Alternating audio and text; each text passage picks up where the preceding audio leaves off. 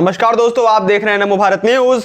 मैं हूं शुक्ला। दोस्तों, इस समय जहां पर देश के अंदर जनसंख्या वृद्धि एक बड़ी समस्या बनी हुई है, जिसके लिए लगातार भारत में जनसंख्या कानून को लाने की मांग चल रही है और अब इसी के चलते कई राज्यों ने इस पर काम करना भी शुरू कर दिया है, जिसके चलते उत्तर प्रदेश के मुख्यमंत्री योगी आदित्यनाथ और असम के हिमंता बिस्वा शर्मा इसमें बहुत तेजी से काम कर रहे हैं और उन्होंने जनसंख्या नियंत्रण कानून को जल्द लाने की तरफ भी संकेत दे दिए हैं। इसी बीच असम के ही पड़ोसी राज्य से बिल्कुल चौंकाने वाली खबर सामने आई है, जिसने सबको हैरान करके रख दिया है। जहां एक तरफ सभी राज्य जनसंख्या नियंत्रण पर कानून बना रहे हैं, तो वहीं दूसरी तरफ मिजोरम में जनसंख्या वृद्धि को लेकर प्रोत्साहन दी जा रही है और लोगों को अधिक बच्चों को पैदा करने की नसीहत भी दी जा रही है। और साथ ही असम के जनसांख्यिकी को लेकर एक घिनौना सच भी सामने आया है।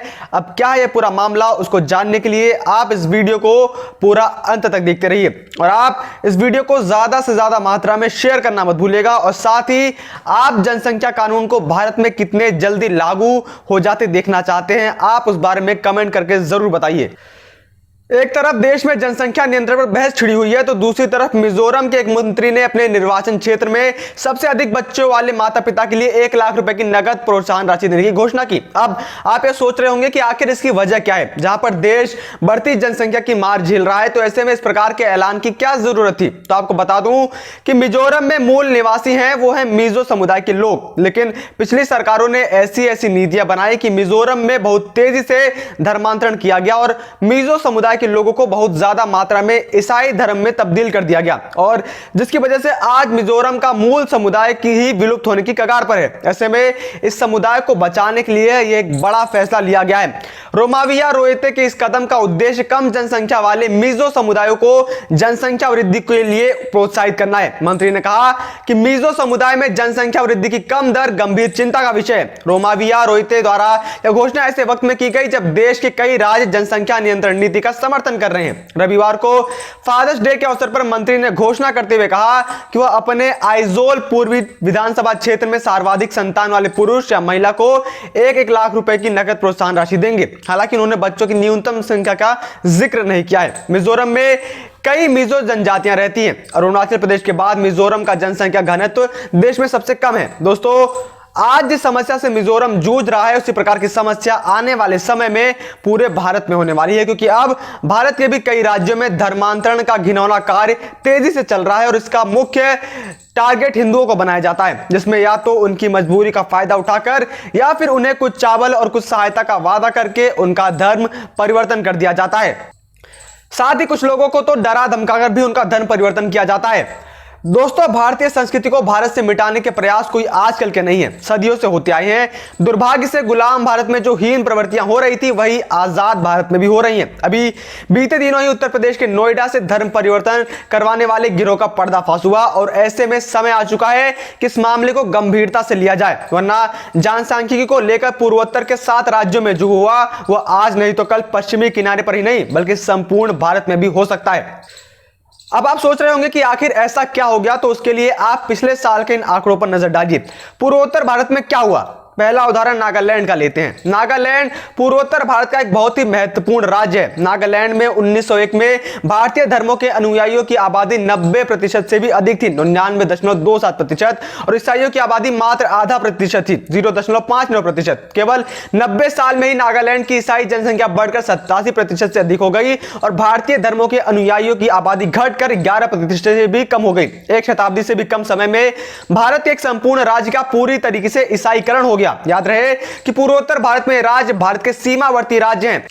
नागालैंड के बाद मिजोरम की परिस्थिति पर नजर डालते हैं। मिजोरम में भी 1901 के दशक में 99% से अधिक आबादी हिंदू धर्म अनुयायियों की थी और ईसाइयों की आबादी मात्र 10,000 यानी कि 0.5% थी। 90 साल में वहां क्या हुआ। 1991 की जनगणना के आंकड़ों के अनुसार मिजोरम में 85% आबादी ईसाइयों की हो गई है और भारतीय धर्मानुयायियों की संख्या 99% से घटकर सीधे 13% पर आ गई है। बड़ी बात यह है कि देश में इसे लेकर कोई कानून नहीं है, लेकिन कानून बनाने को लेकर मांग कई दशकों से उठती आ रही है। जब भारत में अंग्रेजी सरकार का शासन था तब कई रजवाड़ों ने धर्म परिवर्तन को लेकर सख्त कानून बना दिए थे। इनमें कोटा, बीकानेर, जोधपुर, रायगढ़, उदयपुर और कालाहांडी राजवाड़ा प्रमुख हैं। हालांकि ब्रिटिश सरकार ने इन कानूनों को कभी नहीं माना। हालांकि आजादी के बाद वर्ष 1954 में पहली बार धर्म परिवर्तन से संबंधित बिल देश की संसद में पेश किए गए। इसके तहत यह प्रस्ताव रखा गया था कि धर्म परिवर्तन कराने वाली संस्थाओं को इसके लिए भारत सरकार से मंजूरी लेनी होगी और जिला स्तर पर भी अधिकारियों को जानकारी देनी होगी, लेकिन यह बिल कभी पास ही नहीं हो पाया। ऐसे में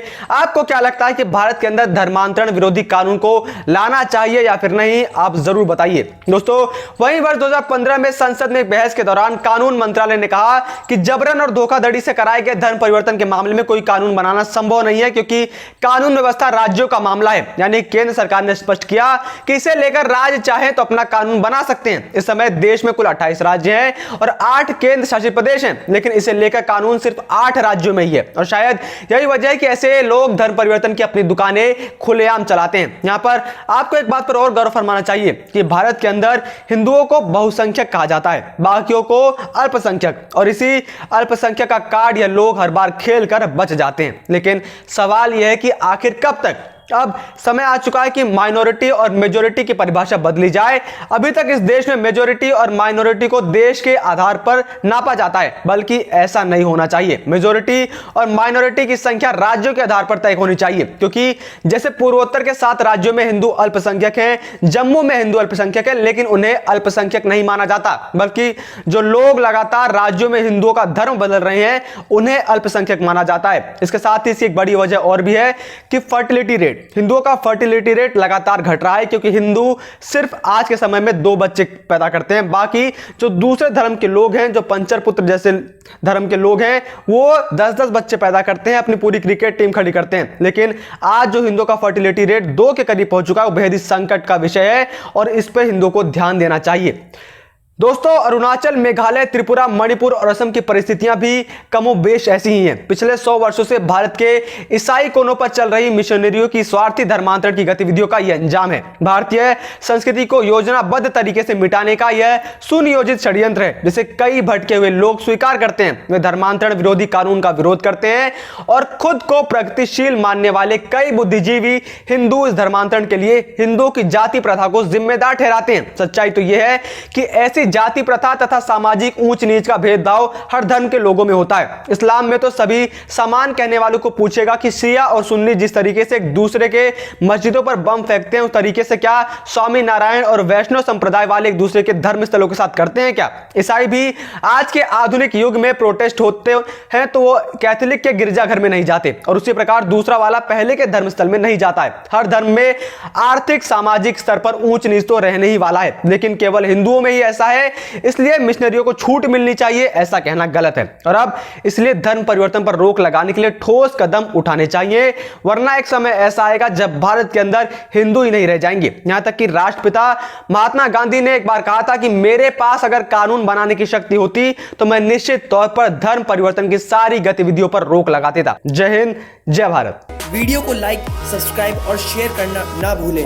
अपने विचारों को कमेंट बॉक्स में लिखकर हम तक जरूर पहुंचाइए।